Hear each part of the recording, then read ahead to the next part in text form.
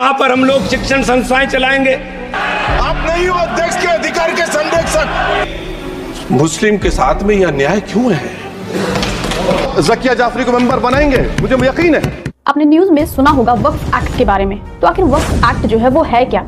क्या सच में वक्फ एक्ट जो है उससे मुसलमानों का जमीन हड़प लिया जाएगा? वक्फ बोर्ड क्या होता है? वक्फ प्रॉपर्टीज कौन सी होती हैं? और सबसे जरूरी, वक्फ अमेंडमेंट जो भी वक्फ संशोधन आया 2024 में, वो क्या है?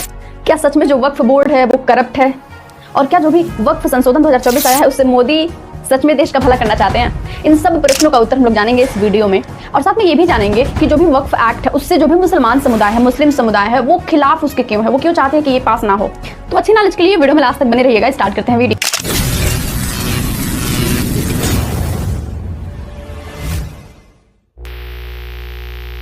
वक्फ एक्ट जो है उसका मुद्दा शुरू हुआ 8 अगस्त से। 8 अगस्त 2024 में जब लोकसभा में बीजेपी के माइनॉरिटी अफेयर मिनिस्टर जो है किरण रिजिजू ने वक्फ अमेंडमेंट 2024 को प्रस्तुत किया। बात करें वक्फ अमेंडमेंट या वक्फ संशोधन की, तो ये एक कानूनी प्रस्ताव है जो भारत में जो भी वक्फ बोर्ड की प्रॉपर्टीज है या वक्फ संपत्ति है उसको सही तरीके से चलाने के लिए बनाया गया है। 2024 का जो वक्फ एक्ट संशोधन है वो मेनली 1995 का जो वक्फ एक्ट था उसी को सुधार करके लाया गया है। यानी कि उसमें लगभग 40% चेंजेस किए गए हैं और उसको नई तरीके से पेश किया गया है। मैं आपको बता दूं कि जो वक्फ अधिनियम है या वक्फ एक्ट है ये कोई नया नहीं है, ये बहुत ही पुराना है। ऐसा माना जाता है कि 570 ईस्वी में जो मुस्लिम समुदाय के प्रवर्तक पैगंबर मोहम्मद थे उनके समय से ये चला आ रहा है। उसके बाद से 1526 में मुगल काल में भी वक्फ के बारे में बहुत कुछ जानने को मिलता है। मतलब मुगल काल के जो भी बादशाह थे उन लोगों ने भी वक्फ संपत्ति के प्रबंधन के लिए नियम बनाए थे। उसके बाद से ब्रिटिश शासन में भी ब्रिटिश गवर्नमेंट ने वक्फ से संबंधित बहुत सारे रूल्स और रेगुलेशंस लाए थे सन 1810 ईस्वी में। उसके बाद से 1947 में जब हम लोग का देश आजाद हुआ तो स्वतंत्रता के बाद से भारत सरकार ने सन 1954 में एक वक्फ अधिनियम पारित किया था और उसी टाइम वक्फ जो भी संपत्ति होती है उसके प्रबंधन के लिए वक्फ बोर्ड की स्थापना की गई थी। अब 1954 के बाद से फिर से नया कुछ नियम डाला गया। 1995 में यही संशोधन आया। 1995 के बाद से नए नियम के साथ इसी बिल को 2013 में भी पेश किया गया था। उसके बाद से फिर से इसमें बदलाव की जरूरत पड़ी तो 2024 में यानी कि 8 अगस्त 2024 को फाइनली इसको दोबारा पारित किया गया है। आपने सुना होगा कि मैंने वीडियो में कई बार वक्फ संपत्ति, वक्फ बोर्ड का इस्तेमाल किया है। तो मैं आपको बता दूं कि ये क्या होता है, वक्फ बोर्ड क्या है, वक्फ संपत्ति क्या है। देखो, वक्फ संपत्ति जो होती है ऐसी संपत्ति होती है, ऐसी प्रॉपर्टीज होती हैं जो लोगों के कल्याण के लिए अल्लाह के नाम पर दान दे दिया जाता है। मतलब जो भी लोग अमीर हैं या जिनका अगला कोई वंशज नहीं है वो लोग अपना जो भी जमीन होता है वो लोगों के भले के लिए अल्लाह के नाम पर दान कर देते हैं और वो प्रॉपर्टी मेनली वक्फ प्रॉपर्टी कही जाती है। साफ साफ ये भी बताया गया है कि इस प्रॉपर्टी पर सिर्फ मुसलमानों का हक नहीं है, वो पूरे देश में जितने भी लोग हैं, चाहे वो किसी भी समुदाय के हो, किसी भी धर्म को, सबका उस पर हक माना जाता है। जो भी वक्फ प्रॉपर्टी होती है उस पर मेनली लोगों के भले के लिए हॉस्पिटल्स बनाए जाते हैं, कॉलेजेस, स्कूल्स का निर्माण किया जाता है, अनाथ आश्रम बनाए जाते हैं या मुसाफिर खाना भी बनवाया जाता है। देखो, उसमें ऐसा कोई बोर्ड नहीं होता कि सिर्फ मुस्लिम ही आ सकते हैं। वहाँ पे हिंदू, मुस्लिम या किसी भी समुदाय के लोग उस हॉस्पिटल का, उस स्कूल का या जो भी मुसाफिर खाना उसका इस्तेमाल कर सकते हैं। इसके अलावा वक्फ संपत्ति में मेनली मदरसे, मस्जिद, कब्रिस्तान या किसी भी धार्मिक उद्देश्य के लिए समर्पित की गई प्रॉपर्टीज आती हैं। ये तो आपने जाना कि वक्फ संपत्ति क्या होती है। मैं आपको बता दूं वक्फ बोर्ड क्या है। वक्फ बोर्ड जो है ना, उसकी बात करें तो वो एक सरकारी या गवर्नमेंट संस्था होती है जो जितनी भी वक्फ संपत्ति है, वक्फ की प्रॉपर्टीज उसकी देखभाल करती है और उसके प्रबंधन के लिए जिम्मेदार होती है। मतलब जो भी वक्फ बोर्ड होता है वो जो भी वक्फ संपत्ति है उसका हिसाब रखता है।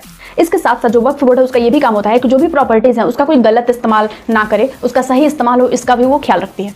चलो, आप जानते हैं जो भी वक्फ बोर्ड है उसके पास कितनी ज्यादा प्रॉपर्टीज हैं।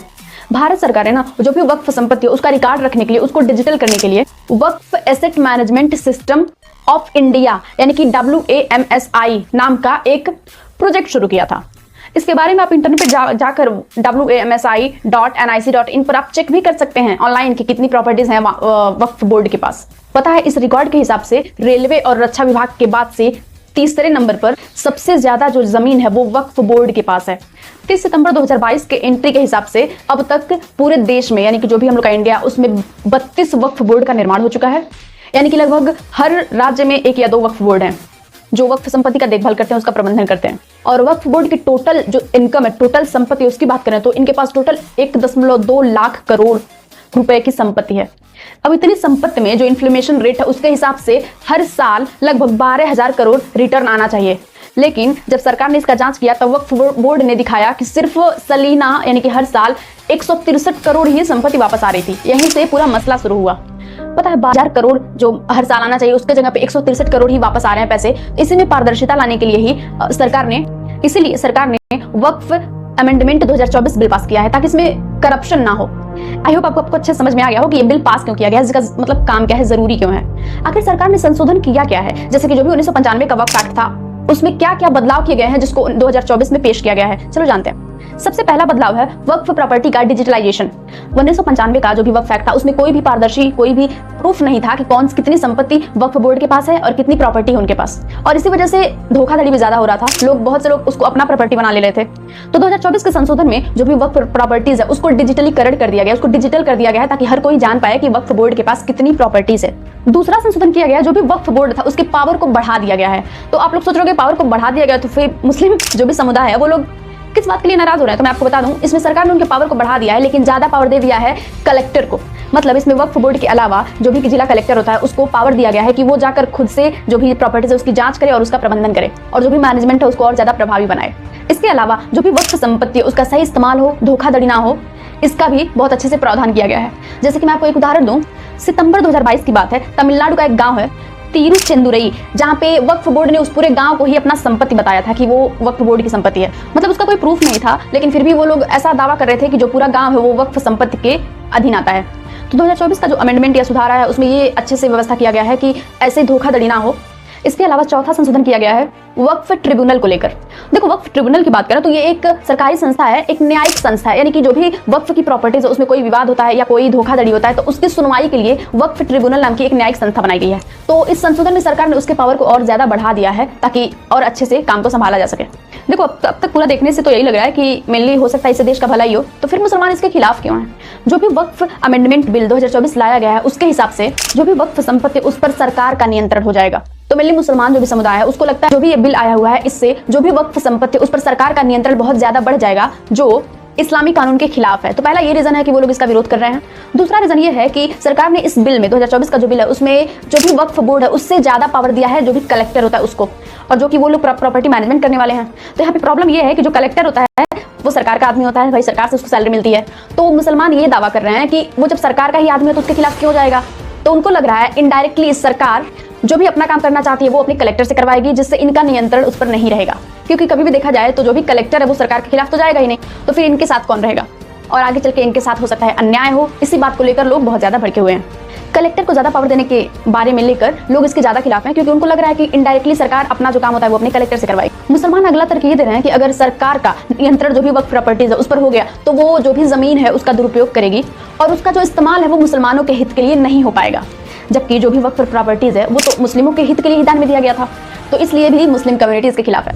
जो भी मुस्लिम समुदाय है उनको लगता है कि 2024 का जो संशोधन आया हुआ है वो मेनली जो भी इस्लामिक कानून है वक्फ को लेकर उसका उल्लंघन करेगी, उसका नियम का पालन नहीं करेगी, इसलिए इसके खिलाफ लोग बोल रहे हैं।